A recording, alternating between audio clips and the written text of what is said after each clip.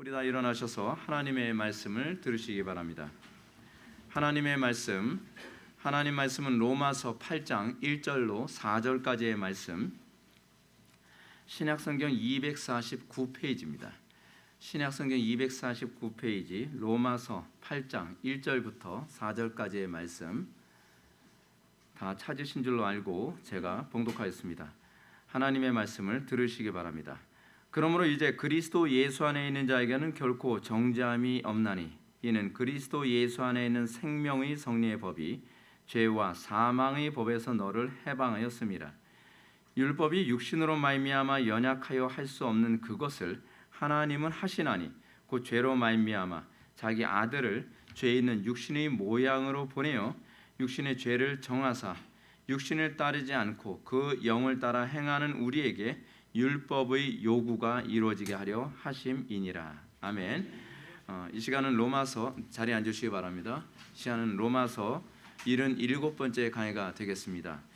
칭의가 주는 이중적 해방이라는 제목으로 하나님 말씀 증거하도록 하겠습니다. 칭의가 주는 이중적 해방.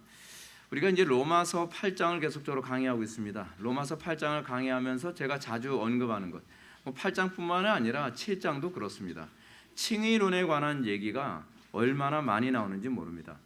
로마서 3장부터 칭의론에 관한 얘기가 주구장창 나옵니다. 칭의론이 이렇게 많이 얘기되고 있고요. 칭의론을 사도 바울은 로마서에서 이처럼 굉장히 강력하게 얘기하고 있습니다. 근데 문제가 뭐냐면 상당 사람들이 교회를 다니면서 칭의론이라고 하는 이 교리 자체를 들어본 적이 없다는 겁니다. 칭의론이 뭐냐고 얘기를 합니다. 근데 여러분들 이게 교회사를 보게 되면 항상 교회가 침체했을 때의 그 시금석이 뭐로 나타나냐면 칭의 교리가 사그라들어가는 겁니다. 칭의 교리가 거의 들어본 적도 없고 없어졌다. 그러면 그냥 딱입니다. 교회가 타락했고 교회가 진리에서 떠나고 있음을 잘 보여주는 겁니다. 근데 놀랍게도 교회가 부흥하기 시작하잖아요. 그 교회에 하나님의 생명력이 부어지기 시작하게 되면 신기하게도 교회 안에서 관심을 갖기 시작하는 것이 칭의 교리입니다. 칭의 교리. 근데 제가 여기서 오늘 칭의 교리에 관해서 얘기하기 전에 저는 이 부분을 얘기하고 싶습니다. 교리에 관한 얘기를 좀 하고 싶습니다. 대부분은 그렇게 얘기합니다. 교리는 진리가 아니다라고 얘기하고 교리가 성경은 아니다라고 말을 합니다. 물론 틀리지 않습니다. 교리는 진리도 아니고요, 성경도 아닙니다. 성경의 진리를 명확하게 보여주는 도구일 뿐입니다. 문제가 뭐냐면 교리가 아니면 우리는 성경을 어떻게 해석해야 될지에 관해서 난감해지게 됩니다. 성경은 자기 방식대로 해석하는 것이 아닙니다. 성경은 성경대로 해석을 하는 겁니다. 제가 이제 교리에 관해서 얘기를 할 때 저는 여러분들이 교리주의자가 되길 바라지는 않습니다. 또 교리주의자를 다른 말로 교조주의자라고 얘기를 합니다. 근데 제가 여러분한테 원하는 건 그것이 아닙니다. 그렇다고 해서 여러분들이 성경을 여러분들의 마음대로 주관적으로 해석하는 사람이 되기도 저는 원치 않습니다. 문제는 오늘날 상당수 사람들이 성경을 자기 마음대로 내키는 대로 해석을 합니다. 그것이 큐티식의 성경 공부죠. 큐티식으로 설교하시는 분도 있습니다. 신기하게도 한국교회는 그러니까 성경을 성경되게 설교하면 사람들이 잘 안 옵니다. 성경을 자기 마음에 내키는 대로 설교하면 은혜가 된다고 얘기합니다. 그게 은혜가 아닙니다.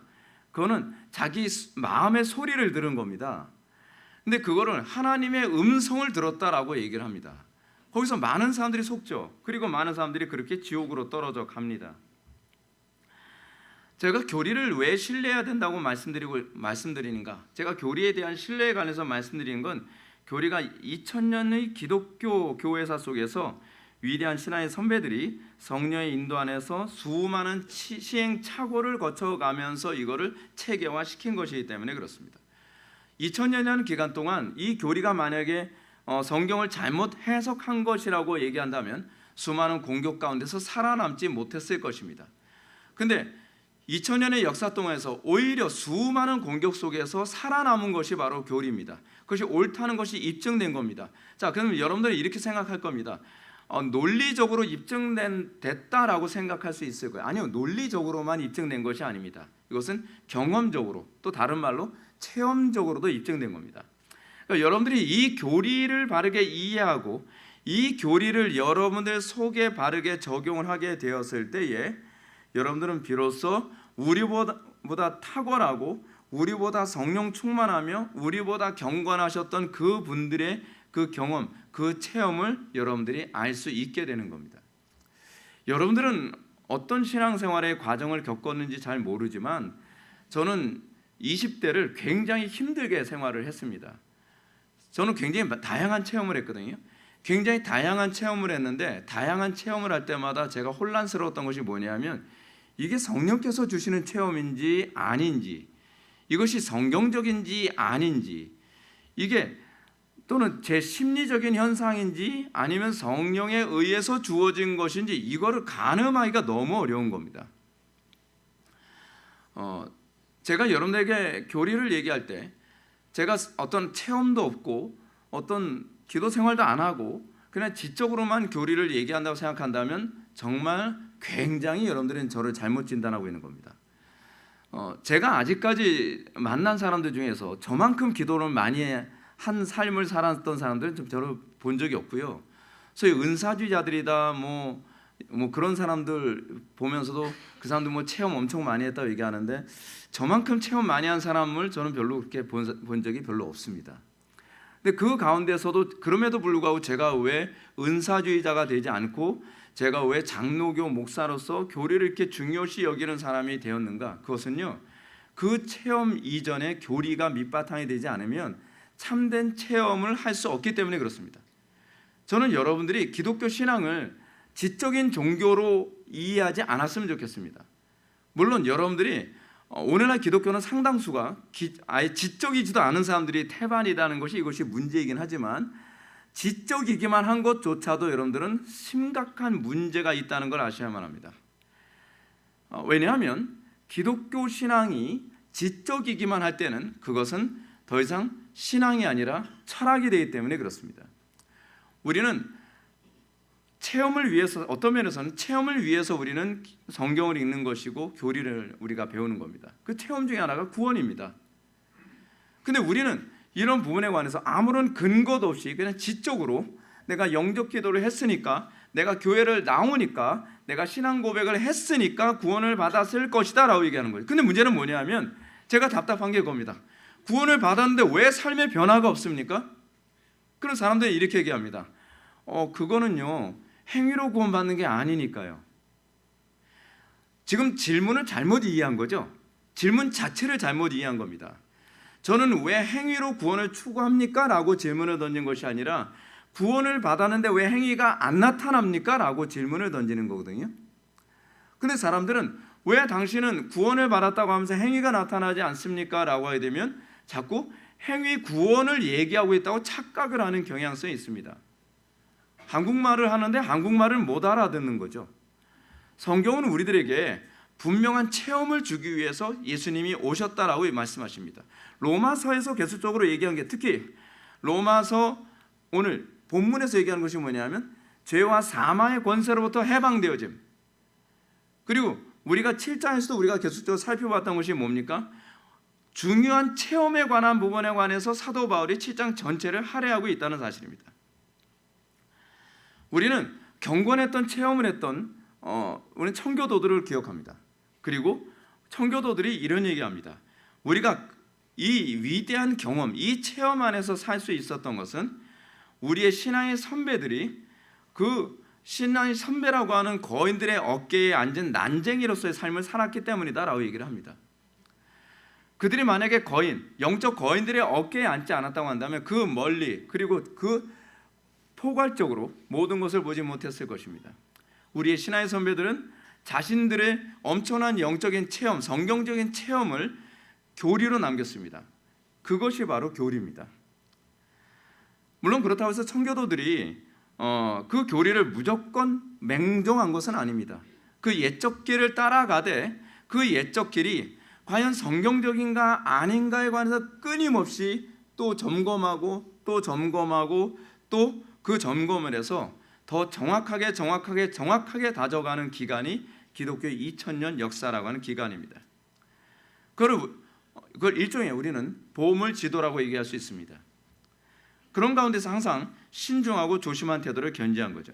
그들은 위대한 신앙의 선배가 제시한 교리를 하더라도 항상 성경적 타당성을 따져봤습니다.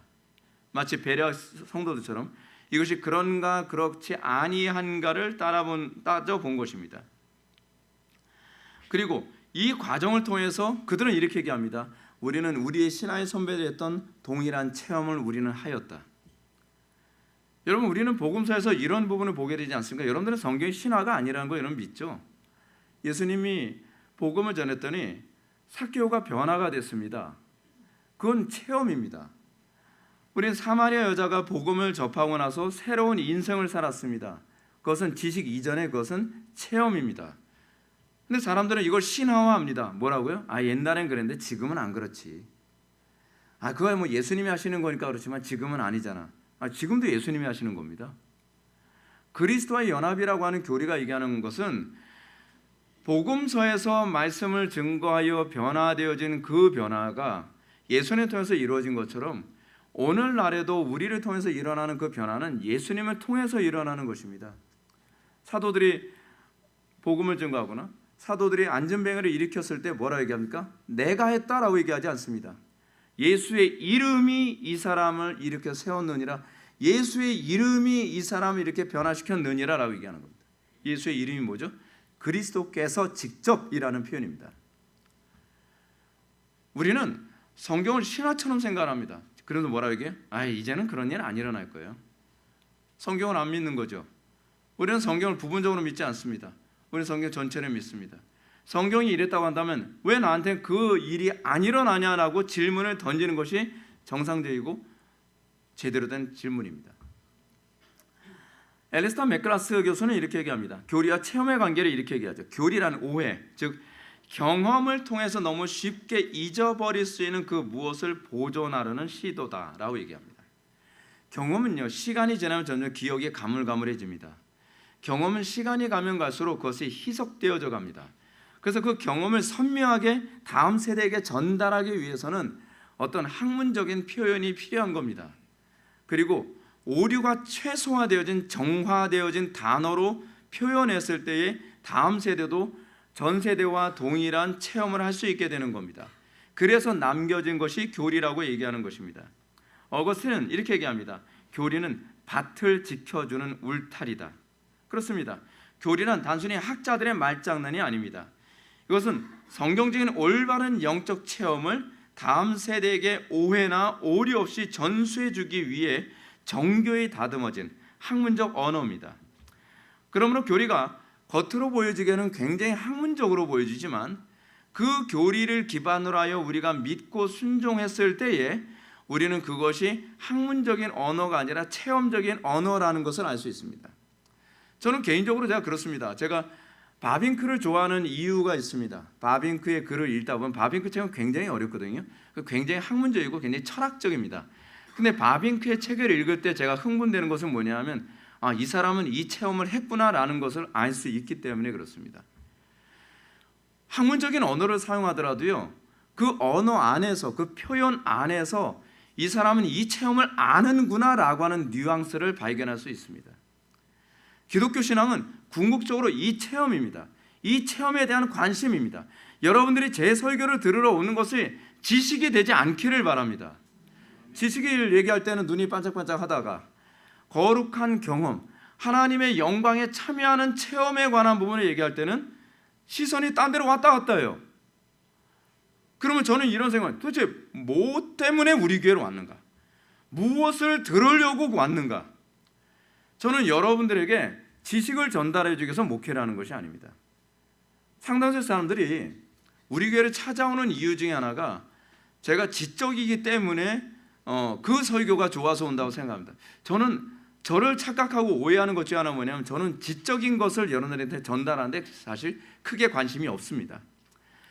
저는 어떤 체험을 여러분들한테 전달하는 데 있어서 지적인 것이 필요하기 때문에 지적인 것을 수단으로 사용할 뿐입니다. 더 많은 지식이 필요한 것은 더 정확하게 전달하기 위해서 사용되는 것일 뿐이지 마치 그 수단과 목적을 오해하는 것 같아요. 수단을 얻기 위해서 우리 교회를 찾아오는 거예요. 궁극적 목적인 그리스도를 소유하고 그리스도 안에서의 부유함을 누리는 것은 관심이 없고 껍데기만 가지고 가서 너무 좋다고 생각하는 거예요. 그래서 집에 가서 그런 거죠. 요번에 목사님이 이런 교리를 설명하셨어. 그래서 교리 달달달 외워요.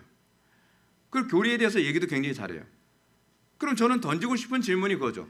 그래서 그거 알아서 뭐 어쨌는데요? 그거 알아가지고 얼마나 바뀌었는데요?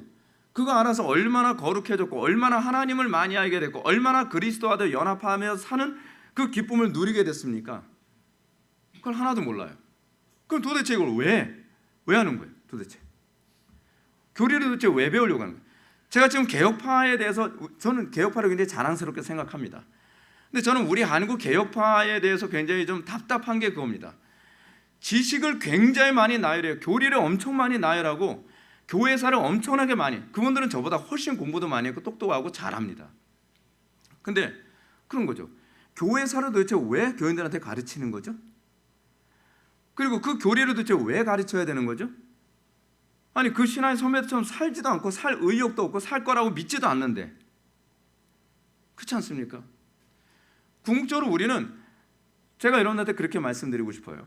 제가 교리를 추구하게 된 이유는 뭐냐면 전 정확한 체험을 원했습니다.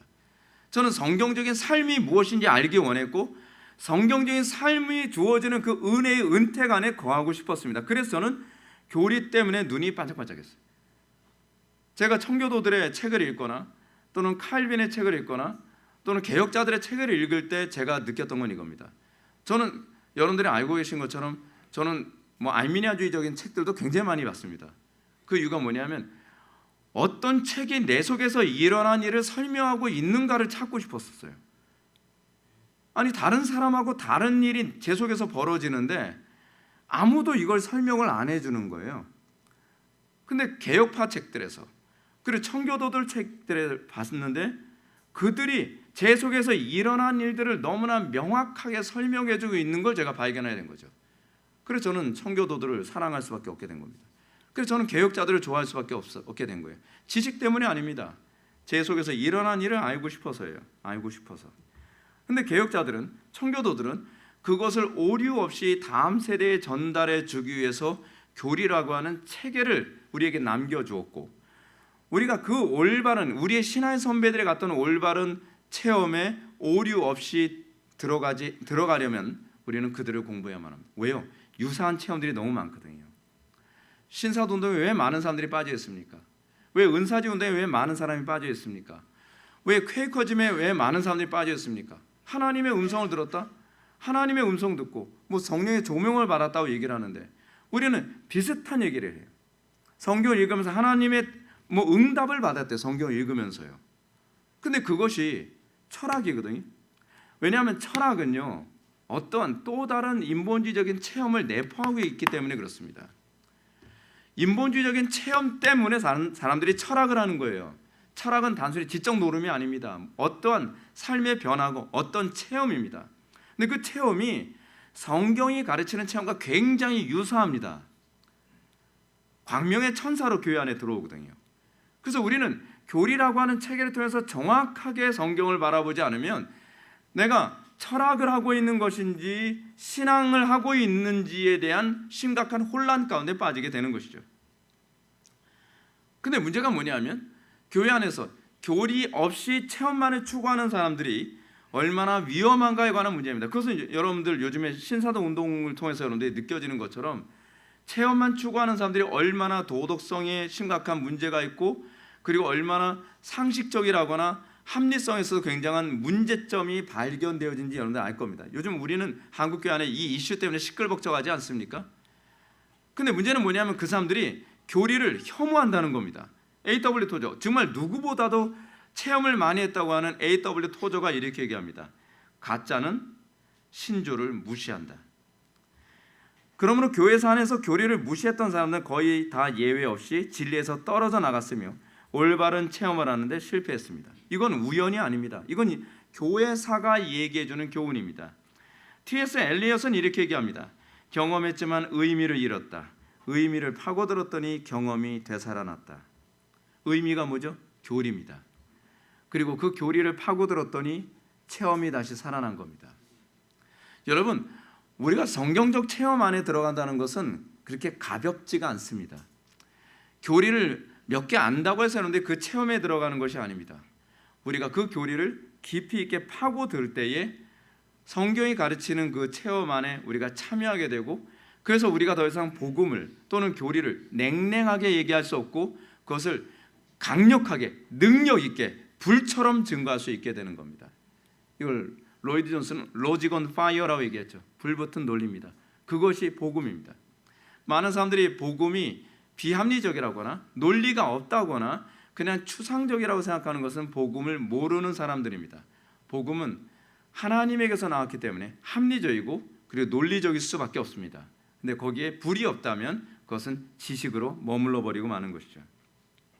자, 이와 유사하게 앨리스터 맥그라스는 우리에게는 하나님과 마주치는 만남뿐만 아니라 이 만남과 경험이 자녀들에게 전승되기 위해서는 지적인 틀이 필요하다라고 얘기했습니다. 우리의 신앙을 다음 세대에 전달하기 위해서 우리는 지적인 틀이 필요합니다. 우리는 로이드 존스 목사님 같은 분들이 경험했던 것, 스펄전 같은 분들이 경험했던 것, 조나단 에드워즈 같은 분들이 경험했던 그 수많은 체험들을 우리가 동일하게 경험하고 우리가 그들과 영적인 교통 안에 있기를 원한다고 한다면 우리는 지적인 틀이 필요합니다. 그리고 그 지적인 틀 안에서 우리는 전 세대들과 그리고 그 이전 세대들과의 영적 교통함이 여전히 이루어지고 있는 나를 발견해야 됩니다. 교리를 통해서 그 교리가 나의 체험과 무관하다라고 생각한다면 여러분들의 신앙은 어디에 있는지 질문을 던질 필요성이 있습니다. 교리는 나의 체험을 설명해주고 있는 겁니다. 내가 하나님과 만난 그 사건을 설명해주고 있는 겁니다. 그것이 바로 교리가 바로 지적인 틀이라는 이유가 바로 그것입니다. 그리고 이렇게 형성된 교리는 2000년이라는 오랜 기간 동안에 계속 검증이 됐습니다. 계속 검증돼서 그 교리와 그 체험이 옳았는지 틀렸는지를 계속적으로 점검했습니다. 근데 그 점검은 놀라운 게 우리의 지적 활동이 아니라 성령께서 우리의 지식을 사용하여 하셨던 성령님의 활동이었다는 사실입니다. 그 안에서 진리는 계속 보존되어지고 그 거룩한 체험은 계속 유지되어져 가는 것입니다. 이런 차원에서 우리는 이신칭의, 오직 의인은 믿음으로만 의롭다 칭함을 받는 교리를 정말 소중히 여겨야만 합니다. 왜냐하면 요즘처럼 교리가 무시당하는 때가 없죠. 왜죠? 교리가 무시당하는 이유는 뭐냐면 내 체험을 객관화하려고 하지 않고 주관화하려고 하기 때문에 그렇습니다. 프로타고라스가 뭐라고 얘기하죠? 인간은 만물의 척도다. 모든 사람들이 각자가 척도라는 겁니다. 그래서 사람들이 이렇게 얘기합니다. 그 프로타고라스의 그런 관점들이 교회 안에 다 들어왔죠. 내가 만난 하나님과 저 사람이 만난 하나님이 다른 것이 문제가 되지 않는다는 겁니다. 그럼 어떤 사람이 얘기합니다. 내가 하나님 만나서 기쁘고 흥분되는데 그걸 얘기를 해요. 얘기하는데 야 네가 만난 하나님 나한테 강요하지 마. 프로타고라스입니까? 아니 우리가 한 성경을 믿고 한 예수를 믿고 한 성령 안에 있다고 얘기한다면 그 체험과 내 체험이 서로 교통이 일어나야 되는 것 아니겠습니까? 이런 거죠. 너도 경험했니? 나도 경험했어. 바로 그거야. 내 속에서 일어난 것. 내 속에서 일어난 일이 너에게도 일어났구나 라고 하는 것에서 우리는 동료의식, 형제의식, 가족의식을 갖게 되는 거거든요. 근데 우리 이런 얘기합니다. 야 그거는 네 체험이지. 이게 바로 교회 안에 들어온 프로타고라스라니까요. 내가 만난 하나님과 네가 만난 하나님을 서로 달라. 그 부분에 대해서 강요하지 마. 왜 이런 현상이 나타났죠? 교리를 무시하면서 올바른 체험의 기준이 무엇인지에 대한 기준 자체가 무너지니까 너도 옳은 신앙이고 나도 옳은 신앙이고. 아니 여러분 상식적으로 생각을 해보십시오. 이거는 컵이고 이것은 리모컨입니다. 근데 이것도 리모컨이고 이것도 리모컨일 수 있습니까? 아니 왜 사람들이 생각을 안 합니까? 조금만 생각해 보십시오. 어떻게 한 하나님을 믿는데 어떻게 서로 다른 하나님을 고백하는 것이 정당화될 수 있겠습니까? 근데 이것이 정당화되고 있습니다. 이것이 오늘날 철학의 흐름이고 오늘날 교회 안에 들어온 거짓된 가르침의 보편적입니다. 사람들은 체험을 했다는 것이 중요한 것이지 어떤 체험을 했느냐가 중요한 것은 아니라는 거예요. 왜 그렇죠? 무조건 내 체험만 정당화돼야 되기 때문에 그렇습니다. 내 체험이 틀렸다라고 공격받는 게 싫은 겁니다. 아니요, 여러분들이나 저나 만약에 서로가 체험이 다르다고 한다면 그리고 그 속에서 일어난 일이 뭔가 다르다고 한다면 제가 틀렸든지 여러분들이 틀렸든지 둘 중에 하나입니다. 양쪽이 다 맞을 수 있는 방법은 없습니다. 양쪽이 다 틀릴 수는 있죠. 여러분 이거 제가 수학적인 얘기하고 있는 거 아시죠? 필요 조건, 충분 조건, 필요 충분 조건 그런 얘기하고 있는 겁니다. 여러분 우리는 목사가 예를 들어서 잘못된 체험을 얘기했을 때 회중들 중에서 바른 체험을 한 사람이 목사의 체험과 충돌이 일어날 수 있습니다. 근데 목사의 체험이 절대적이라고 얘기할 수는 없습니다. 절대적인 것은 목사냐 평신도냐가 결정하는 것이 아니라 성경이 결정하는 것이고 그 성경을 올바로 해석하는 것을 기준으로 잡는 것이 교리입니다. 그래서 우리의 신화의 선배들 2000년의 역사 안에서 올바른 신앙생활을 했던 우리의 신화의 선배들의 체험과 그걸 우리는 객관성이라고 얘기합니다. 객관화된 그 체험 안에서 내가 동일한 체험 안에 있다고 한다면 우리는 성도가 서로 교통하심을 믿습니다 라고 하는 것을 지상교회에서뿐만 아니라 천상의 교회에서와의 교통을 우리는 인정하게 되는 겁니다. 왜요? 이미 예수를 믿고 천국에 들어간 그 신화의 선배들이 경험했던 경험과 내 속에 일어나는 일들이 같다고 한다면 우리의 성도의 서로 교통하심은 지상적 교회 안에서만 일어나는 것이 아니라 천상적 교회와의 교통하고도 같이 가기 때문에 그렇습니다. 그래서 우리는 옛 선배들의 책을 읽으면서 우리는 감탄합니다. 요즘에 왜 개혁자들의 책이나 청교도들의 책을 사람들이 읽는 걸 별로 안 좋아하죠? 내 속에서 일어난 거하고 상관이 없기 때문에 그렇습니다. 근데 내 속에서 일어난 일과 같다면 우리는 더 자주 보게 될 것입니다. 그리고 우리는 그 책을 읽으면서 우리는 더 기뻐하게 될 것입니다. 자, 우리는 이 칭의 교리가 이 모든 체험의 기반에 있다는 것을 알아야만 합니다. 출발이 어디서 시작되느냐에 따라서 우리의 신앙이 올바른 체험으로 갈 것인가 잘못된 체험으로 갈 것인가를 결정하는 가장 핵심이 뭐냐면 칭의입니다. 칭의 자체가 잘못되면 출발 자체가 잘못되는 겁니다. 마치 화살을 쏘는데 화살의 방향 자체가 잘못되는 것과 똑같습니다. 그래서 칭의를 그토록 중요시 여기는 이유는 많은 사람들이 오늘날 교회 안에서 잘못된 체험에 빠진 사람들의 특징이 뭐냐면 다 칭의 교리부터 잘못된 겁니다. 이거 교리라고 얘기하니까 되게 불편해 들릴지 모르지만 바울이 얘기하는 소위 로마서 3장부터 8장까지 나오는 이 부분에 관한 이해가 아예 없는 거예요. 그래서 우리가 행위 구원에 관해서 그토록 경멸하는 이유가 뭐냐면 행위 구원을 존중해 줄 때 우리는 반드시 잘못된 체험 그리고 아예 구원이 없다는 얘기입니다. 그냥 제가 말씀드리는 건 구원받을 수 없다는 얘기예요. 칭의가 잘못되면 구원이 있을 수 없고요. 구원이 없으니까 자동적으로 잘못된 체험으로 갈 수밖에 없는 거죠. 그래서 우리는 우리의 신앙을 점검하는 데서 가장 최초의 냉철하게 점검해야 될 부분은 바로 칭의이고 루터가 칭의 교리를 개혁하자마자 유럽 전체가 뒤집어진 이유는 뭐냐면 신화의 출발이 칭의에서부터 시작되기 때문에 그렇습니다. 칼빈은 이렇게 얘기합니다. 이 교리, 즉 칭의 교리의 순수성이 조금이라도 훼손된다면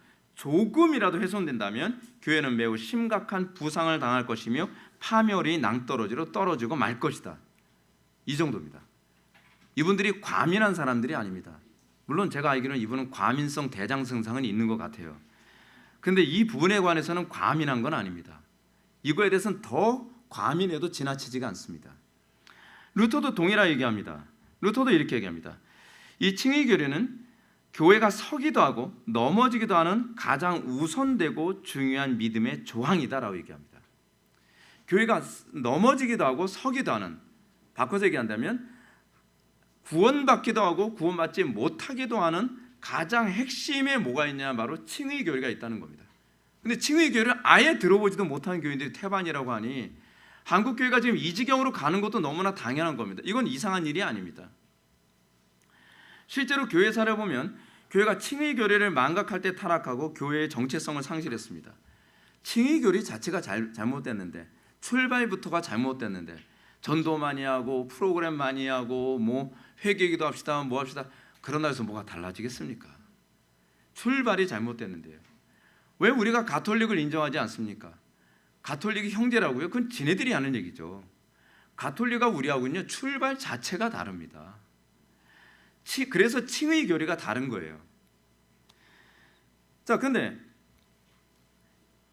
폴 틸리라는 현대 신학자의 말을 들어보면 우리가 얼마나 칭의 교리를 싫어하는지를 잘 알 수 있습니다. 폴 틸리는 이렇게 얘기합니다. 개신교는 이신 칭의 교리를 놓고 벌인 한판 싸움에서 태어난 소생이다.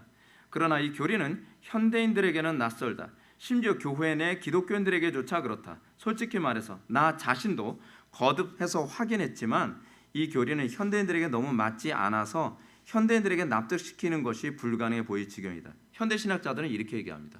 칭의 교리가 현대에 맞지 않는다는 거예요. 아니 현대에 맞고 안 맞고 어디 있어요? 진리가 무슨 시대 따라다닙니까? 근데 소위 자유주의 신학자들, 현대 신학자들이거든요.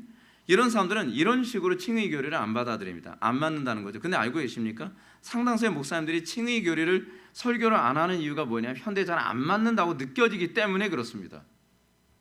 이렇게 설교하면 누가 교회 와? 이렇게 설교하면 누가 좋아해? 여러분들 제가 이렇게 설교하니까 좋아합니까? 이렇게 설교하니까 막 여러분들 본성이 거슬리지 않습니까? 칭의 교리를 얘기할 때 나타나는 전현희 현상이 뭐냐면 본성이 굉장히 거슬립니다. 그래서 현대에 맞지 않은 것처럼 들리는 겁니다. 폴 틸리가 볼 때 종교 개혁이 준 유산으로서의 칭의 교리는 그 유익을 다 했다. 이제는 생명이 다 했으니까 우리는 더 이상 칭의 교리를 얘기할 필요가 없다라고 얘기하는 겁니다. 이 문제가 오늘날 기독교의 문제라는 거 알고 계십니까? 오늘날 도덕성의 문제? 여러분 이게 교리의 문제라는 거 알고 계십니까? 오늘날 교회 타락의 문제, 교회 재정적인 문제, 교회 안에서 나타나는 분열 또는 종교다원주의 문제, 이 모든 문제의 출발이 다 어디서 시작되는가? 칭의 교리 때문입니다.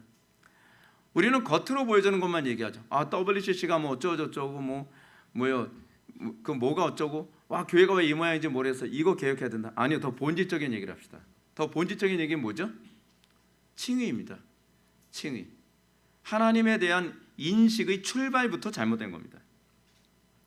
오늘날 이 시대 교회는 종교개혁자들 그토록 목숨을 걸고 살서했던 이 칭의 교리를 또다시 로마 가톨릭에게 양보하고 있습니다. 그리고 로마 가톨릭과 다시 손을 잡고 있습니다. 소위 복음주의 신학자들이라는 사람들에 의해서 자행되고 있는 것이 오늘날 전 세계 교회에서 일어나고 있는 일들입니다. 빌리그레함도 뭐 예외가 아닙니다. 여러분 빌리그레함 존경할 만한 사람 아닙니다. 빌리그레함에 의해서 종교 통합이 가속도가 붙게 된 겁니다. 제가 앞에서 몇 번 언급했던 앨리스타 맥그라스, 이 사람 제가 인정하는 사람이기 때문에 제가 언급한 건 아닙니다. 앨리스타 맥그라스야말로 정말 칭의 교리를 통합하는 데 앞장선 최근의 신학자입니다. 이 신학자가 우리나라에 와서 강의도 가끔가다 하거든요. 뭐 복음주의 신학자이기 때문에 그런데 여러분 복음주의 신학자들 그렇게 믿지 마십시오. 근데 이 신학자의 글은 우리나라에서 굉장히 영향을 많이 끼치고 있습니다. 이 사람이 이제 교회사 신학자고요.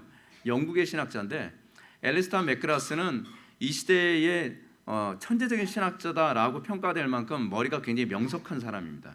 근데 머리가 명석하다고 해서 신학이 올바른 건 아닙니다. 앨리스타 맥그라스가 쓴 책에 보게 되면 제임스 패커의 생애, 제임스 패커에 직접 영향을 받은 사람이거든요. 그 제임스 패커의 생애, 이신칙의 현대적 의미 또는 영성훈련 같은 책이 우리나라에 많이 소개됐습니다. 복음주의 진영에서 굉장히 환영받는 신학자입니다. 그리고 지금도 신학교에 들어가면 신학교에서 이 교회사를 배울 때 앨리스타 맥그라스 책을 굉장히 많이 텍스트북으로 사용합니다. 제 때도 그랬어요. 제 때도요. 글을 굉장히 잘 쓰는데 문제는 맥그라스의 책은 굉장히 사회학적 관점에서 교회사를 기록하지 하나님의 주권적 섭리적 차원에서 교회사를 기록하지 않습니다. 그래서 제가 앨리스타 맥그라스 책 보다가 화가 나가지고 집어던질 뻔했어요. 그러니까 그의 말처럼 교리는 바른 체험으로 인도하는 거라고 얘기를 합니다. 그건 맥그라스가 하는 얘기예요. 그냥 매끄럽게 얘기를 하죠. 자기는 말은 매끄럽게 이렇게 얘기를 하는데 문제는 뭐냐면 자기가 실천을 안 해요. 그 제가 누누이 말씀드리는 거잖아요, 여러분들. 저 사람이 무슨 말을 하느냐를 듣지 말고 저 사람이 어디를 가리키느냐를 보라고요. 이 맥그라스가 그렇습니다. 맥그라스는요, 틀림없이 교리는 바른 체험으로 인도하는 것이라고 얘기하는데 이 사람이 얘기하는 교리가 왜곡됐다는 게 문제입니다. 문제가 그거예요. 이렇게 교리의 명쾌함을 잃음으로써 너무나 많은 성도들이 수많은 시간을 경건에 할애하지만 문제가 그거죠. 여러분 이런 거 있잖아요. 제가 가끔가다 독서법을 학생들한테나 가르치는데 학생들이 독서를 하는데 굉장히 많은 시간을 할애합니다. 막 저는요 책을 100권 읽었어요, 1000권 읽었어요. 오케이, 그럼 읽었으면 얘기해봐. 그걸 어떻게 얘기해요? 그건 책 안 읽었네. 독서법이라는 게 있거든요. 독서법을 알고 독서를 하면 올바른 독서의 효력을 얻거든요. 근데 잘못된 독서법을 가지고 독서를 하게 되면 읽어도 효과가 안 나타나는 거죠. 독서를 한 것에 대한 효력이 나타나는데 안 나타나는 거예요. 신앙생활도 동일합니다. 나름대로 항상 문제는 나름대로 그런 사람들에게 갖고 있는 책이 성경책이 67권이잖아요. 내가복음. 나름대로 열심히 기도 생활한대요. 나름대로 열심히 예배를 한대요. 나름대로 열심히 경건 생활을 한대요. 나름대로는 많이 하는데 경건의 열매가 하나도 안 나타나요. 근데 문제가 뭐냐면 나에게 왜 신앙의 열매나 변화나 예수 믿음에 대한 특별한 어떤 은혜의 혜택이 안 나타나냐에 관해서 신기하게 관심이 없어요. 저는 이런 사람들 보면 참 신기하다. 그러니까 책을 이런 거잖아요. 책을 1000권을 읽었는데 1000권 읽은 거에 관해서 읽은 티가 안 나요. 근데 그래도 열심히 읽어요. 열심히. 그래서 시간 아깝지 않나요? 그거 왜 읽는지 저는 이해를 못했어요. 야, 읽고 말도 못할 걸 왜 읽어? 그래서 뭐 읽으면 뭔가 좋아지고 있겠죠. 뭐 머리가 뭐 좋아지고 있지 않을까요? 아니, 안 좋아져. 너 여전히 바보잖아. 그 막 화를 내잖아요. 제가 왜 바보예요? 제가 그래도 1000권 읽었는데 그래서 널 천치라 그러잖아. 아니, 자기가 책을 읽고 나서 책에 대한 효력이 안 나타나는데 왜 안 나타나는지를 점검을 안 해요. 기도 생활을 수십 년을 했다고 하는데 삶의 변화가 나타나는데 뭐가 문제지? 점검을 안 해요. 예배 생활, 경건 생활, 종교 생활 열심히 했는데 아무런 변화나 그거에 대해서 아무 점검을 안 해요. 야, 참 생각을 안 하는 기능도 탁월하다. 어떻게 저럴 수 있을까? 오늘 본문에서 사도 바울이 얘기하는 것은 예수를 믿으면 우리에게 이중적 해방이 나타나야 된다는 거예요. 이중적 해방. 근데 그 이중적 해방, 죄에서 자유함을 받고 그리고 믿음으로 의롭다 함으로 말미암아 나의 삶 속에 새로운 삶의 변화가 나타난다고 가르치는데 이게 안 나타나는데도요. 그냥 그래도 천당 가겠죠. 뭐 천당 간다는 확신이 어디서 오는지 좀 모르겠어요. 근거가 뭔데? 믿으니까요. 그럼 믿음이 너의 믿음의 대상이니? 이거 순환 논법이거든요. 내가 믿기 때문에 나는 믿음이 있다. 이게 얼마나 어리석은 논법입니까? 근데 내가 믿고 있다는 거를 믿어요. 아니, 우리는 성경이 가르치는 믿음이란 내가 믿고 있다는 것에 대한 확신의 믿음이 아니라 내가 그리스도를 믿음 또는 삼위일체 하나님을 믿는 그 믿음을 기반으로 해서 내 믿음의 진위가 판명되어지는 거거든요. 그런데 사람들이 제가 구원의 확신이 있으니까 천당 가겠죠. 구원의 확신이 믿음의 대상이 되는 거예요. 아니, 성경은 구원의 확신이 믿음의 대상이라고 가르친 적이 없어요. 믿으면 확신이 따라온다고 가르치는 것이지 구원의 확신이 믿음의 대상이라고 가르친 적이 없거든요. 근데 이게 종교개혁 당시에 있었던 일이에요. 여러분, 천주교 신자들이 어떻게 구원을 확신했죠? 면죄부를 자기가 샀기 때문에 구원을 받을 거라고 생각하는 거예요. 면죄부를 샀다는 것 자체가 믿음의 대상이에요. 그리스도가 믿음의 대상이 아니라니까요. 그럼 지금은 천주교 다른가요? 아니요, 지금도 똑같아요. 지금은 천주교는 뭐라 얘기합니까? 세례를 받았기 때문에 연옥에 갈 수 있을 거라고 생각해요. 세례를 받은 그 행위 자체가 믿음의 대상인 거예요. 아니요, 그건 믿음의 대상일 수 없어요. 믿음의 대상은 오로지 그리스도예요. 그리스도를 믿는 믿음으로만 우리는 하나님 나라에 들어갈 수 있습니다. 오늘 본문에서 사도 바울은 오직 믿음으로만 의롭게 된 성도들에게 이중적 구원이 주어진다고 가르칩니다. 그 첫째가 뭡니까? 1절을 보면 이제 그리스도 예수 안에 있는 자에게는 결코 정죄함이 없나니라는 것입니다. 이 체험을 여러분 알고 계십니까? 정죄함이 없나니. 근데 이 정죄함이 없나니라는 말 자체가 뭔 말인지 아예 그냥 모르겠어요. 정죄함이 없다고 하니까 뭐라고 해요? 양심 마비라는 얘기로 이해를 해요. 죄를 져도 나는 양심이 마비돼서 나는 죄책감을 안 느껴. 그거를 정죄함이 없나냐로 이해하는 거예요. 아니, 그거는 정죄함이 없는 것이 아니라 사악해진 거죠. 양심이 마비된 거죠. 구원파에서 그렇게 가르치지 않습니까? 근데 양심의 마비와 정죄함이 없나니의 차이조차도 알려고 하지도 않아요. 알려고요. 요즘에는 그리스도 예수 안에 자는 결코 정죄함이 없나니라는 이 체험을 들어본 적도 없을 뿐만 아니라 이 체험이 뭘 의미하는지 경험해 본 사람조차도 만나기가 어렵습니다.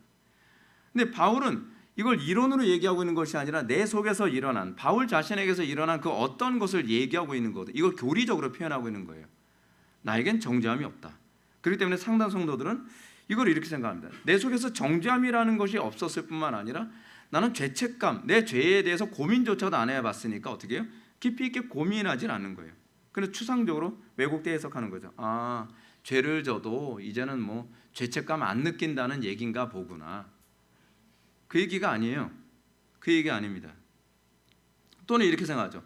아, 그러면 내가 천당 갈 때 그 하나님의 심판대 앞에서 지옥 가지 않는다는 얘기인가 보구나. 맞는 얘기는 한데 피상적인 얘기예요. 그렇지 않으면 또 이렇게 생각합니다. 아, 그렇지 않으면 이건 이 정죄함에 빠지지 않은 건 엄청나게 높은 경지의 신앙에 들어온 사람한테 요구되어지는 체험을 얘기하는 것 아닐까요? 아니요. 예수를 믿을 때부터. 예수를 믿을 때부터 나타나는 체험이에요. 그러면 여러분들 뭘 하는 거예요? 그럼 도대체 이 체험이. 여러분, 우리는 이 체험에 흥분할 수밖에 없습니다. 바울은 이거에 굉장히 흥분되어 있어요. 실제로 로마서는요 8장에서 절정이거든요. 바울은 로마서 8장을 기록하면서 굉장히 흥분되어 있습니다. 왜냐하면 이 체험이야말로 내가 예수 그리스도를 믿음으로 말미암아 나에게 오게 되어진 진정한 해방이고 자유고 가장 궁극적 체험이 한 부분이기 때문입니다. 그런데 사람들은 이거에 대해서 관심도 없고 알지도 못하고 뭔지도 모릅니다. 왜 그렇습니까? 이 로마서가 여러분 이 성경을 읽을 때 성경은 어떤 사람에게 대답해 주는지 아십니까? 여러분들은 설교를 들을 때 어떤 사람만 설교가 귀에 들어옵니까? 알고 싶은 사람, 고민하는 사람. 그렇지 않아요? 아무리 천둥과 번개가 치는 설교를 해도요 생각을 안 하고 고민도 안 하고 나 천당 가든 지옥 가든 뭐. 그래서 하나님께서 여러분한테 고난을 주시는 겁니다. 고난을 안 주면 사람이란 존재는요 생각을 안 해요. 고민을 안 해요. 자기 영혼에 내 영혼에서 이 문제가 왜 일어날까? 어떻게 나는 이 죄로부터 자유함으로. 루터가 그러면서 칭의 교리를 알게 된 거잖아요. 나는 아무리 고해 성사를 해도 이 죄의 책으로부터 자유롭지가 못한 거예요.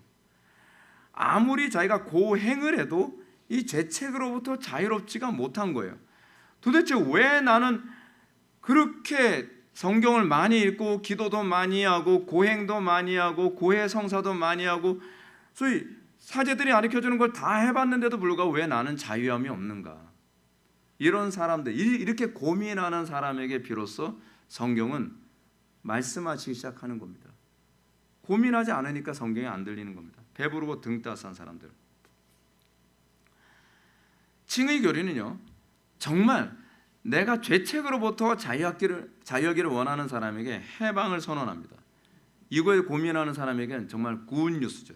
말 그대로 정말 굿뉴스입니다. 굿. 그런데 문제는 대다수의 교인들은 이런 칭의 교리를 망각하고 있습니다. 관심도 없습니다. 왜요? 교회에서 여러분 죄 문제에 대해서 아예 거론을 안 하잖아요. 죄책을 느껴야 비로소 어떻게 죄책으로부터 자유로울까라는데 죄책을 아예 느끼지 않도록 설교를 하고 죄책을 느끼지 않도록 가르치잖아요. 그냥 믿음으로 천당 가는 겁니다. 그러니까 사람들이 예수를 믿는데 그렇게 절박할 이유가 없고 설교를 그렇게 절박하게 들을 이유가 없는 거죠. 그냥 그런 거죠. 결단하면 천당 가는데 뭘 이런 거 가지고 고민하나. 영적 기도하면 되는 건데 뭘 이렇게 고민하나. 교회만 왔다 갔다 하면 천당 가는데 뭘 그렇게 고민하나. 세례 받으면 천당 가는 건데 뭘 이렇게 고민하나. 그게 천주교예요. 그러니까 기독교가 얼마나 천주교화 됐는지 알 수 있죠. 그래서 천주교인들은 생각 안 합니다. 영혼의 문제를 생각 안 해요. 그냥 뭐 사제한테 가서 뭐 떡 하나 먹고 이 성체성사 하면서 세례 받고 뭐 그러다 보면 뭐 천당 가겠지. 그렇게 생각하는 거예요. 괜히 기계적으로 종교 생활을 하는 거죠. 천주교는 트렌트 공의회에서 틀림없이 믿음으로 의롭게 된다고 하는 말을 이렇게 합니다. 믿음은 인간 구원의 시발이요 칭의의 기반, 뿌리이다. 믿음이 없이는 하나님을 기쁘시게 할 수 없다. 야, 우리하고 똑같은 얘기하지 않습니까? 근데 트렌트 공의에서 이렇게 얘기하고 나서 제가 항상 그러죠. 말만 보지 말라고요. 어디를 가리키는지 보라고요. 근데 트렌트 공의에서 이렇게 얘기하고 난 다음에 그 다음엔 이렇게 얘기합니다. 세례 행위는 첫 번째 칭의 도구적 원인이 되고 그 다음은 공로가 두 번째 칭의의 근거가 됩니다. 칭의를 통해서 의롭다 된다고 얘기를 하는데 그 칭의의 수단이 뭐냐면 믿음이 아니에요. 세례고 그리고 뭐예요? 선행이에요. 공로죠. 그들은 믿음으로 이렇게 된다고 말하는 것처럼 하지만 사실은 행위 구원을 가르치고 있는 겁니다. 자, 문제는 오늘날 그런 기독교는 다른가요? 우린 믿음으로 구원받는다라고 전국 어딜 가나 교회에서는 다 그렇게 가르치지 않나요? 믿음으로 구원을 받는다고 얘기하면서 뭐래요? 영접기도 했어요? 안 했어요?를 물어봐요. 했어요? 안 했어요?는 이게 동사 아닙니까? 행위를 얘기하는 것 아니에요? 영접기도 했어요. 그러면 구원 받았네. 그럼 트렌트 공의하고 무슨 차이가 있어요? 영접기도 자체가 일종의 면죄부잖아요. 영접기도 자체가 일종의 공로 아닙니까? 그럼 또 이렇게 얘기합니다. 아니, 제가 뭐 영접기도 했기 때문에 구원받았다는 얘기는 아니고 그때 제가 믿음을 고백했다니까요. 오케이, 그럼 그걸 믿음으로 고백했다고 칩시다. 그 다음에 그럼 그 믿음이 당신에게 이 해방을 줬나요? 이 믿음이 당신으로 하여금 죄책으로부터 자유함을 줬나요? 그거야말로 행위 구원 아닌가요? 또 오해하는군요. 나는 지금 당신에게 행위 구원을 얘기하는 것이 아니라 구원받은 자의 행위를 얘기하는 겁니다. 근데 오히려 당신은 행위로 당신의 구원을 확신하고 있지 않습니까? 우리의 확신의 근거는 오로지 예수 그리스도의 구속의 공로뿐입니다. 우리가 구원을 받았다고 하는 근거는 내가 그것을 믿고 있느냐 믿지 않고 있느냐에 관한 문제에서 구원의 확신을 점검해야만 합니다. 그런데 당신은 영적 기도에서 지금 나의 구원의 확신을 얘기하고 있지 않나요? 지금 한국교회 교인들 상당수가 이 부분이 헷갈려하고 있습니다. 행위 구원인가 구원의 행위인가의 부분에 대해서 자기 자신이 어떻게 헷갈려 있는지조차도 모르고 있습니다. 이것이 문제죠. 그러다 보니까 문제가 뭐냐면 내가 구원을 받았다고 하는데 구별됨도 없고 내가 구원을 받았다고 하는데 자기 삶 속에 어떤 사고의 변화나 세계관의 변화도 아무것도 나타나지 않고 구원을 받았다고 하는데 구원의 감격이라고 하는 것이 뭔지 잘 몰라요. 전혀 모르죠. 자, 그럼 두 번째로 칭의가 가져다주는 해방이란 무엇이겠습니까? 3절과 4절 보면 율법이 육신으로 말미암아 연약하여 할 수 없는 그것을 하나님은 하시나니 곧 죄로 말미암아 자기 아들을 죄 있는 육신의 모양으로 보내어 육신의 죄를 정하사 육신을 따르지 않고 그 영을 따라 행하는 우리에게 율법의 요구가 이루어지게 하려 하심이라. 여기서 바울은 칭의가 단순히 죄에 대한 죄책, 정죄로부터 해방되는 것만이 아니라, 그러니까 여러분 정죄로부터 해방이라는 얘기가 뭐라 그랬습니까? 여러분 기억나십니까? 지지난주에서 제가 설교했는데 우리가 죄를 범한다고 해서 우리가 지옥 가지 않는다는 얘기거든요. 그 죄가 그리스도와의 우리의 관계를 끊어놓을 수 없다는 얘기입니다. 우리는 그거로부터 우리는 자유함을 얻습니다.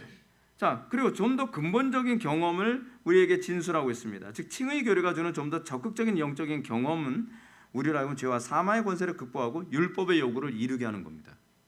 율법의 요구가 이루어지는 것. 이는 믿음으로 말미암아 의롭다함을 받음이 단순히 하나님과의 관계 해결만 영향을 주는 것이 아니라 이것과 아울러 우리가 율법의 요구를 이루는 일도 생기는 거예요. 근데 문제가 뭐죠? 율법의 요구를 이루는데 관심이 없어요. 교회에서 그렇게 안 가르치잖아요. 율법을 아예 강론은 안 하잖아요. 막 살아도 천당 간다고 얘기하잖아요. 아니요, 그렇게 가르치면 안 돼요. 우리가 죄에 대한 고통을 느껴야 돼요. 그랬을 때 내가 그 죄로부터의 해방, 율법의 요구를 이루는 것에 관심을 갖고 복음에 집중을 하게 된단 말이에요. 저는 여러분들이 율법주의자가 되라는 것이 아닙니다. 여러분들이 예수를 믿음으로 말미암아 이제는 율법이 나에게 즐거움이 되고, 다윗이 얘기하잖아요. 율법이 주의 계명이 나에게 즐거움이 아니었다고 한다면 내가 죄 가운데 멸망하였으리라. 다윗은 율법이 즐거웠습니다. 그래서 그 즐거워서 주야로 묵상했다고 얘기합니다. 여러분 얼마나 많은 기독교인들이 율법이 즐겁지 않아서 죄 가운데 멸망하는 사람들이 많습니까? 율법이 하나님의 계명이 즐겁지 않아서 타협해서 패가 망신하는 사람들이 얼마나 많습니까? 근데 다윗은 이렇게 얘기합니다. 나는 주의 율법이 즐거워서 나는 패망하지 않았다. 내가 만약에 주의 율법이 즐겁지 않았다고 한다면 나는 죄 가운데 멸망했을 것이다. 우리는 그런 체험을 우리는 얘기할 수 있나요? 그건 다윗만 하는 체험인가요? 아니요. 모든 시대의 모든 성도들에게 하나님께서 약속하고 계신 체험입니다. 왜요? 우리는 그 율법이 그리스도 안에서 완성을 경험하기 때문에 그렇습니다. 율법의 요구를 이룰 수 있게 되어진 것입니다. 어떻게 해요? 사랑으로. 우리가 율법을 지키지 못했던 이유가 무엇입니까? 사랑이 없었기 때문에. 하나님 사랑하지 않았거든요. 이웃을 사랑하지 않아요. 하다못해 자기의 가족들조차도 사랑하는 게 아니에요. 조건적으로 그러잖아요. 성경은 우리들에게 뭐라고 얘기하는 겁니까? 예수를 믿음으로, 그래 네가 믿었다고 한다면 네 속에 사랑이 들어왔어? 라고 질문을 던지는 거죠. 하나님을 마음을 다하고 뜻을 다하고 목숨을 다하고 힘을 다하고 생명 다해 사랑하게 됐어? 나 그런 거 모르겠는데요. 그럼 생각해봐. 왜 그 체험이 안 나타나지? 성경 우리에게 그 체험이 나타나야 정상이라고 얘기합니다. 성경을 전체를 딱 요약을 하면 딱 하나입니다. 사랑이에요. 율법을 딱 요약하면 뭡니까? 하나님 사랑, 이웃 사랑. 그걸 요약하면 또 뭐예요? 사랑이죠. 그래서 하나님은 뭐라 그래요? 하나님은 사랑이시라. 근데 그 하나님의 사랑이 내 속에 들어온 그냥 사랑이 아닙니다. 하나님의 사랑이 내 속에 들어온 경험이 없어요. 난 사랑을 몰라요. 나 예수 믿고 나서 뭐 특별히 더 사랑이 많아진 것도 모르고 하나님이 뭐 막 그렇게 죽기 살기로 좋아하지나 그러냐 모르겠던데요. 그럼 당신은 도대체 뭘 믿고 있는 겁니까? 그래서 바울이 고백하고 싶은 것은 자기가 경험한 칭의의 은총은 단순히 관념 속에 머물러 있는 최면이 아니었다는 겁니다. 내가 예수를 믿고 나서 나에게 나타난 것은 분명한 체험이 있었다는 겁니다. 그거 뭐예요? 내가 죄책으로부터 자유롭게 되었고 그리고 율법의 요구를 이루는 사람이 되었다는 것입니다. 그럼 바울이 간증으로 굉장히 많이 얘기합니다. 이 원리가 우리 악한 본성으로부터 해방시켜준다는 것을 로마서 6장에서 이런 식으로 얘기했습니다. 6장 2절부터 4절 말씀 보면 그럴 수 없느니라 죄에 대하여 죽은 우리가 어찌 그 가운데서 더 살리요. 죄에서 죽은 우리가 어찌 그 가운데서 더 살리요. 무릇 그리스도 예수와 합하여 세례를 받은 우리는 그의 죽으심과 합하여 세례를 받은 줄 알지 못하느냐. 그러므로 우리가 그의 죽으심과 합하여 세례를 받음으로 그와 함께 장사되었나니 이는 아버지의 영광으로 말미암아 그리스도를 죽은 자 가운데서 살리심과 같이 우리도 또한 새 생명 가운데서 행하게 하려 하심이라. 새 생명 가운데서 행하게 함. 우리가 지난 시간에 말씀드렸던 것처럼 사랑으로 역사하는 힘, 사랑으로 역사하는 새로운 라이프 스타일이 나오게 된다는 겁니다. 새 생명 가운데서 행하게 됩니다. 예수 믿고 나서 여러분들에게 그런 변화가 있었습니까? 이런 체험이 있었습니까? 새 생명 가운데서 살아가는 이걸 뭐래? 새 생명, 영생이죠. 근데 이 영생이 뭐냐는 거예요. 영생하면 또 헷갈리죠. 그리스도와 교제하는, 그리스도를 중보로 하여 하나님 아버지와 교제하는 생명이에요. 그게 영생입니다. 하나님과 교제하는 것의 기쁨으로 나타나는 삶, 그게 영생의 삶이죠. 그럼 하나님과 교제하는 게 뭐로 교제를 하죠? 율법으로 교제하죠. 하나님을 마음을 다하고 뜻을 다하고 목숨을 다하고 힘을 다하고 생명을 다해서 사랑하는 것, 그것이 바로 사랑이고 그것이 영생이고 그것이 새 생명이죠. 그 가운데서 우리가 삶이 나오는 것. 우리가 예수 믿고 나서 우리가 그거 변화된 거 아닙니까? 근데 저는 뭐 주님을 뭐 마음을 다하고 생명 다하고 목숨 다하고 뭐 그런 건 잘 모르겠고 그냥 뭐 예수 믿으면 천당 간다고 하니까 그냥 교회 나오는 거죠 뭐. 그건 신앙이 아닙니다. 이 체험은 특별한 사람에게만 주어지는 체험이 아닙니다. 이 체험은 거듭난 사람, 예수님을 믿는다고 한다면 당연히 나타나야만 하는 겁니다. 어떤 분은 목사님은 너무 심한 걸 요구하고 계신 건 아닙니까? 오케이, 너무 심한 걸 요구한다고 칩시다. 그럼 저는 이렇게 얘기하고 싶습니다. 그럼 여러분들이 예수를 믿는다고 했을 때 어찌하든지 더 하나님을 사랑하도록 설교하는 것이 정상입니까? 아니면 하나님을 안 사랑해도 된다고 설교하는 것이 정상입니까? 그 부분만 판단하십시오. 사랑은 더 지나치는 법이 없습니다. 근데 오늘날 지금 한국교회 안에서는 어떤 문제가 발생하냐면 하나님을 더 온전히 사랑하라라고 하는 것을 율법주의라는 식으로 공격합니다. 아니 왜 하나님을 사랑하라고 얘기하는 것, 지금 더 사랑하지 못하는 것에 대해서 고민하라고 얘기하는 것이 왜 정죄의 대상이 될 수 있죠? 이해가 안 되잖아요. 그럼 저는 그걸 정죄하는 사람의 마음속에 이런 생각을 합니다. 하나님 사랑 안 하는구만. 사랑의 속성이 뭡니까? 더 주고 싶어서 못 견디는 것 아닙니까? 더 사랑하지 못하는 것 때문에 안타까워의 정상 아닙니까? 근데 더 사랑하라는 것을 부담스럽게 생각하고 더 사랑하라고 요구하는 것이 정죄라고 생각한다면 그 사람은 아직 하나님의 사랑이 그 속에 없다는 걸 100% 스스로 입증하고 있는 겁니다. 사랑이 있다면 그렇게 말을 할 수가 없습니다. 여러분들은 여러분들의 배우자가 여러분들에게 막 사랑하고 친절하고 막 그런 거에 대해서 됐어, 너무 사랑한다, 진짜 너 지금 날 너무 사랑하는 거 아니야? 지나치네, 그럽니까? 예를 들어서 어느 날 생일인데 막 백송이 장미를 딱 가져왔어요. 아니 50개만 사오지 왜 100개씩이나 사와? 너무 지나치다. 그러나요? 아니죠. 사랑의 속성 자체가 무한대입니다. 더 사랑하지 못하는 것, 왜냐하면 그 사랑의 속성이 하나님에게서 나온 거기 때문에 그래요. 하나님은 무한하시거든요. 그래서 우리는 사랑을 하되 그 사랑은 더 온전한 것에 항상 초점을 맞추게 되어 있습니다. 오늘날 교회가 왜 무능합니까? 사랑하지 않기 때문에 그런 거죠. 자, 이런 차원에서 오늘 본문 다시 봅시다. 율법이 육신으로 말미암아 연약하여 할 수 없는 것을 하나님은 하시나니 칭의가 주는 위대한 것이 겁니다. 육신이 연약해서 할 수 없는 일을 하나님께서 우리 안에 오셔서 하게 하시는 겁니다. 어떻게 하시죠? 사랑으로. 그래서 하나님의 사랑이 우리의 마음에 부은 바 됨, 그것이 우리의 중생한 사건 아닙니까? 하나님의 사랑이 우리 속에 들어온 겁니다.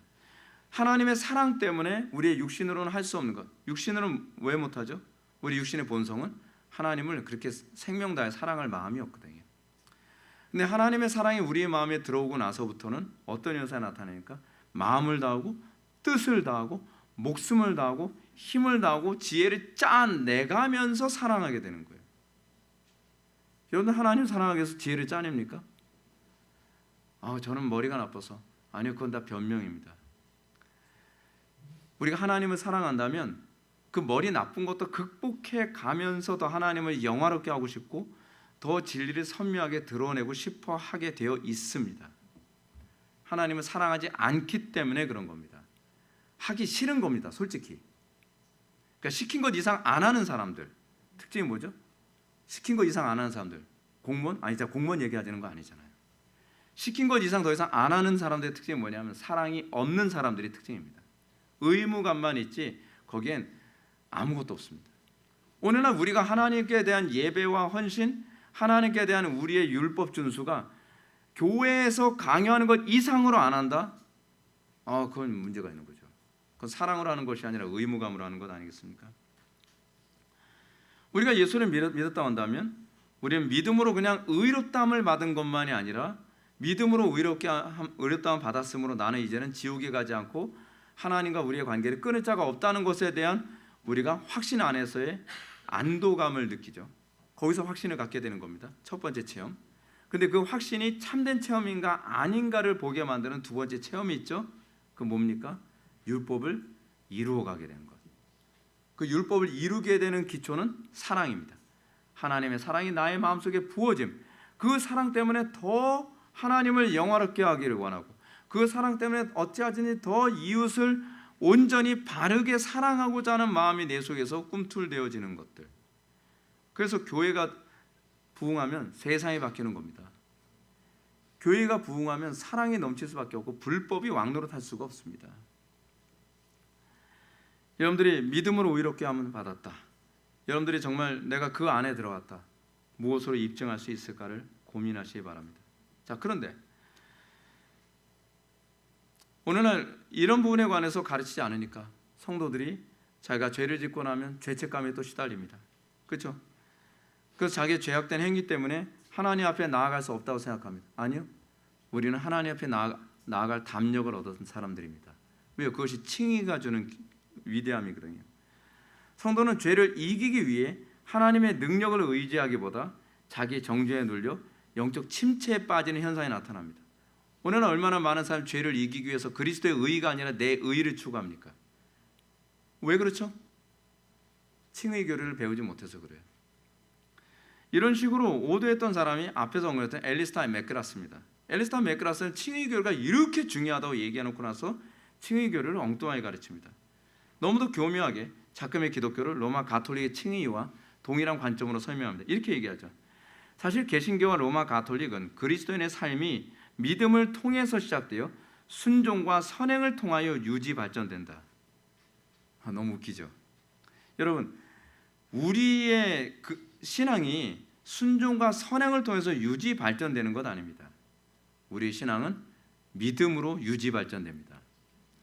네, 앨리스타 맥그라스는 믿음으로 구원을 받지만 순종과 선행을 통하여 유지 발전된다는 점에서 로마 가톨릭과 우리는 합의를 할 수 있다라고 했어요.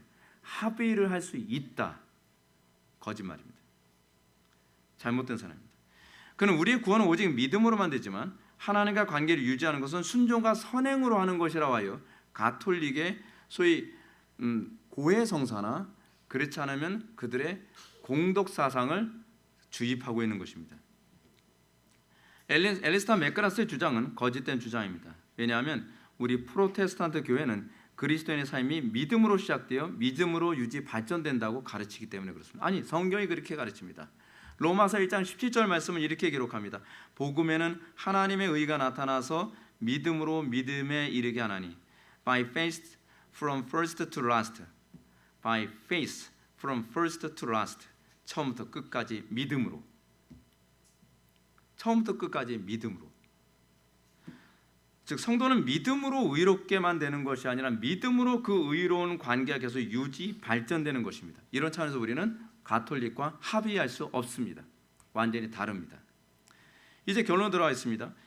이 시대는 교리를 너무 등한시하고 교리의 중요성을 너무 깨닫지 못하고 있습니다. 교리가 없으니까 뭐가 어떻게 다른지를 명확하게 우리가 선을 그을 수가 없습니다. 교리가 있을 때에 저들과 우리가 어떻게 다른지 그 모호한 그 선이 선명하게 그어질 수 있는 것이거든요.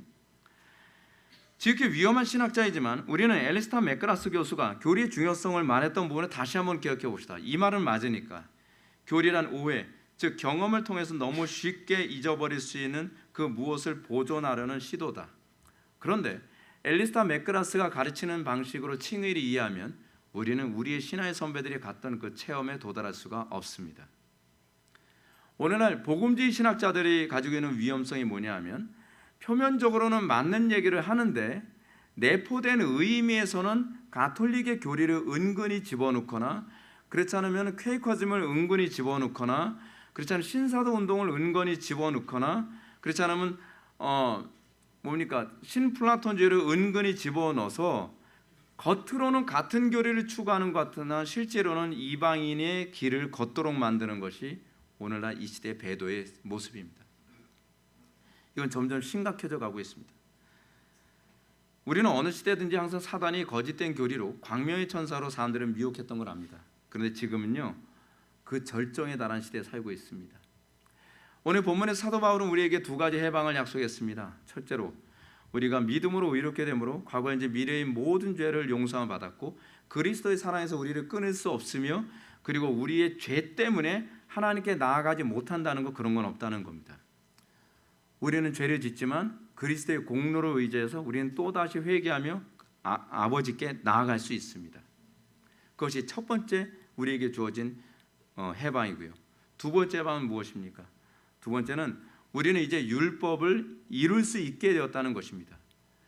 우리는 하나님의 사랑이 우리의 마음에 부어진 바 되므로 우리가 주의 계명을 지키는 것이 즐거워졌고 그리고 우리가 하나님의 사랑이 우리의 마음에 주어짐으로 우리는 이전보다 더 온전히 하나님을 섬기고자 하는 그 열망, 그 거룩한 힘, 그리고 아까 우리가 로마서에서 얘기했던 것처럼 새 생명 가운데 행하게 하려 함이라고 하는 새로운 생명, 사랑의 생명, 영생의 생명을 통해서 우리는 자연인으로는 할 수 없으나 하나님은 할 수 있는 그 생명의 삶에 참여할 수 있게 된 것입니다. 이전과 다른, 이전 것은 지났으니 보라 새 것이 되었도다라고 하는 새로운 변화된 삶, 하나님께서 그 해방을 우리들에게 약속해 주고 있다는 사실입니다. 여러분들에게 이 놀라운 체험이 나타나서 여러분들 하여금 날마다 간증이 있고 또 하나님의 영광을 나타내는 놀라운 역사가 나타나기를 바랍니다. 기도하시겠습니다. 사랑이 많으신 하나님, 우리가 오늘 이 시간 칭의 교류가 가져다주는 두 가지 해방이 무엇인가에 관해서 살펴보았습니다. 아버지 하나님, 거짓된 교리와 거짓된 가르침이 온통 가득한 이 시대에 우리가 그리스도 안에서 이 해방을 누림으로 우리가 성도가 서로 그 안에서 교통함을 맛보게 하여 주시고, 우리가 어디에 가든지 주님께서 뜻하시는 그 새 생명 가운데서 행하는 삶의 열매가 풍성히 나타나게 하여 주옵소서. 예수님의 거룩하신 이름으로 기도드립나이다.